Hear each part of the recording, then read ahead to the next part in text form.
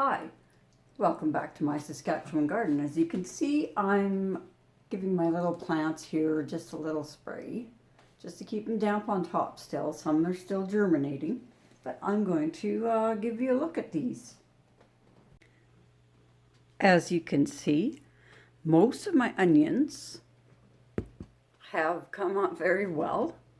One of the varieties seems to be a little slower. I guess that could be pretty normal.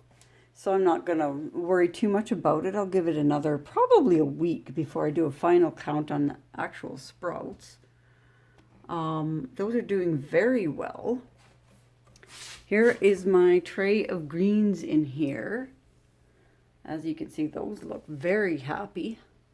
Okay, here we are. You can see that unbelievably, I was totally not expecting this, but I have several columbines sprouted already, which is far ahead of what I thought I would end up with, because they say 30 to 50 days germination, and this is less than 2 weeks, about maybe 9-10 days since when I saw the first one. My celery, all but 2 cells have come up, and I did get the echinacea seeded the other day.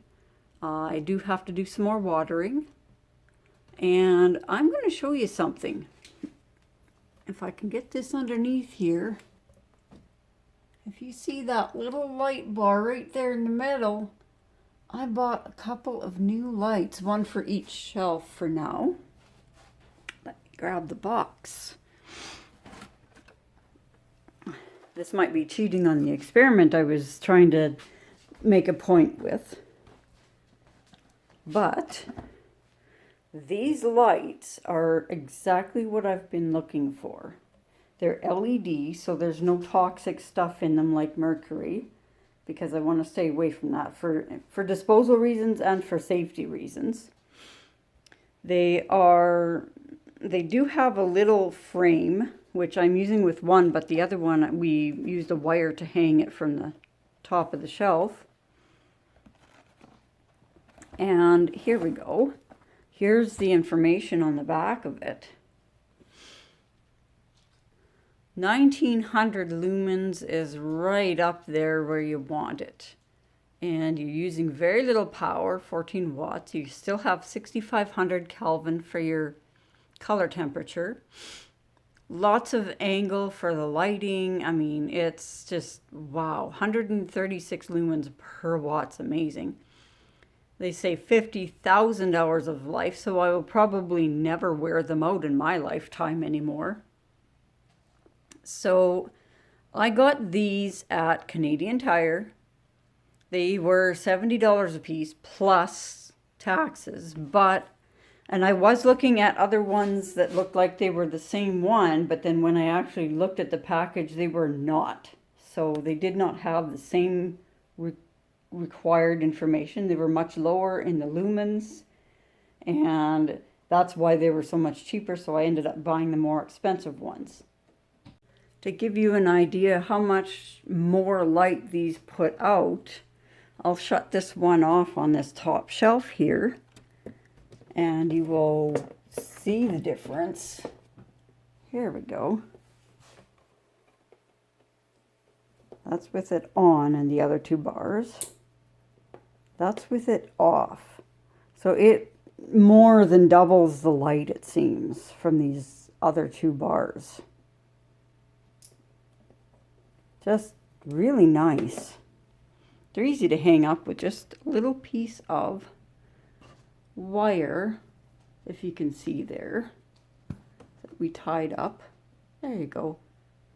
Run through where you would clip the little frame into instead.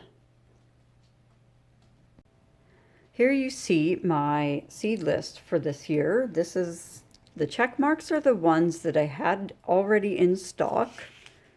I save seed where I can, or I order extra each year just so I have enough for a few years. If you go over it, let me get these in frame here. There we are. Yeah, you see my varieties. some notes I have on them, whether they are perennial or not, or possibly growing back. And there's some other stuff here, my flowers, all of that. And there is my order list as to, okay, what I was out of. I wrote it down, then I put all my suppliers in a list or in columns, and then I go over the prices of each one that they might have in stock, and I pick the best price. And there we have it. Now you have an idea of how I make up a list. I'll give you my suppliers that I like to order from. 3 of them are in Manitoba: TT Seeds, Mackenzie Seeds, and Heritage Harvest Seeds. Heritage Harvest works exclusively with heirloom seed, so you know you're getting repeatable results from them. TT Seeds and Mackenzie have quite a bit. TT puts out a catalog. Mackenzie has so much, I don't think it's feasible for them to put out a catalog, and Heritage Harvest doesn't. They're strictly online, through mail order, but online orders. And Prairie Garden Seeds is in Saskatchewan. They were working primarily from Humboldt, but have moved operations to North Battleford because their main growing area is in that region. And they're very attentive to customers, because she phoned me up and asked me, "Oh, are you sure you were picking up?" And I'm like, "Oh, I didn't know that was an option." She says, "Yeah, that's default in our shopping cart." So she just invoiced me for the shipping amount and sent my seed out. But and there's some attention to customers there. And then there's also West Coast Seeds, which, yes, they're mostly coastal region growing, although they do have a lot of varieties that will grow just fine here that are just happen to be acclimatized to a different area.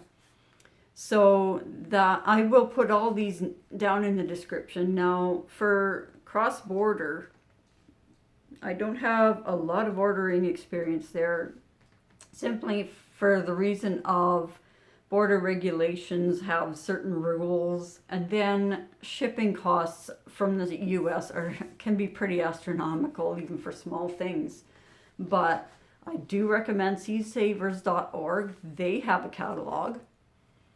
And West Coast Seeds does as well. And then there is M.I. Gardner, who is over in Michigan. And I think they deal primarily in heirloom, but I'm sure they do some hybrids as well. And, small business, just kind of a family run thing, and he keeps his prices very low. So if you wanted a larger variety of stuff, you could order from there, because they're very low cost.